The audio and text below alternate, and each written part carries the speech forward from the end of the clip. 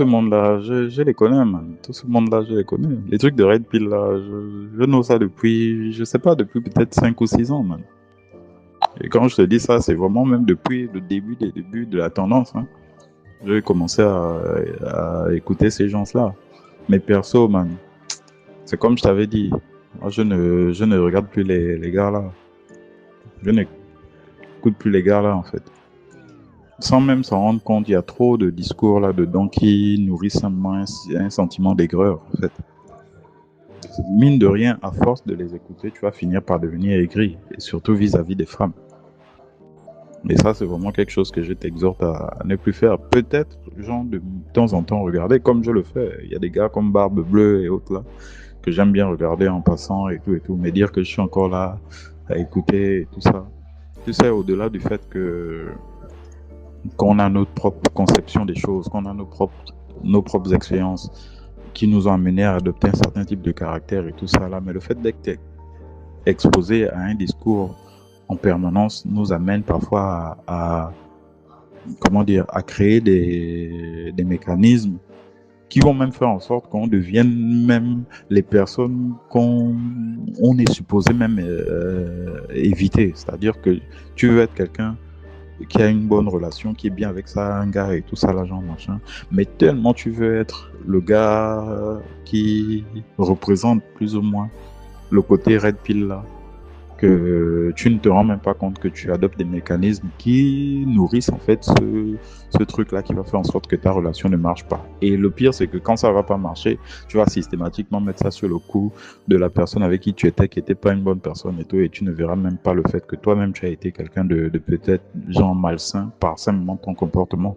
C'est l'une des raisons pour lesquelles ces gens-là, moi, je ne les écoute plus. Et une chose aussi, man, tous les discours là, man, la question que j'aime souvent poser aux gens, c'est tout ça, c'est pourquoi. En fait, c'est pourquoi, c'est quoi le but?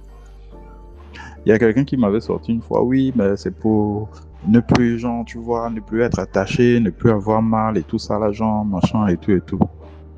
Moi, j'ai simplement répondu, donc tu veux vivre dans une société, par exemple, où quand tu bois de la bière, tu ne te saoules pas.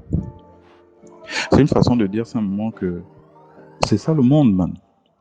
On sera toujours confronté à des déceptions.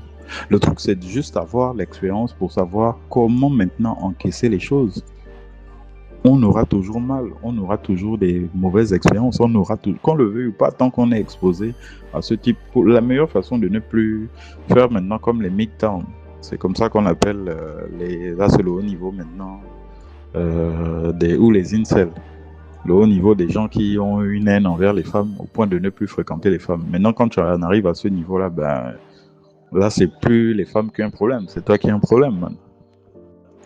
Donc, man, peu importe l'expérience que j'ai vécue, même dernièrement, là, ça ne m'empêchera pas demain après-demain, si je dois vivre une relation pleinement, je la vivrai pleinement. Parce que moi, je considère que lorsqu'on se met avec quelqu'un, surtout si la personne avec qui tu veux te mettre là, c'est celle avec qui tu veux construire quelque chose, tout peut arriver.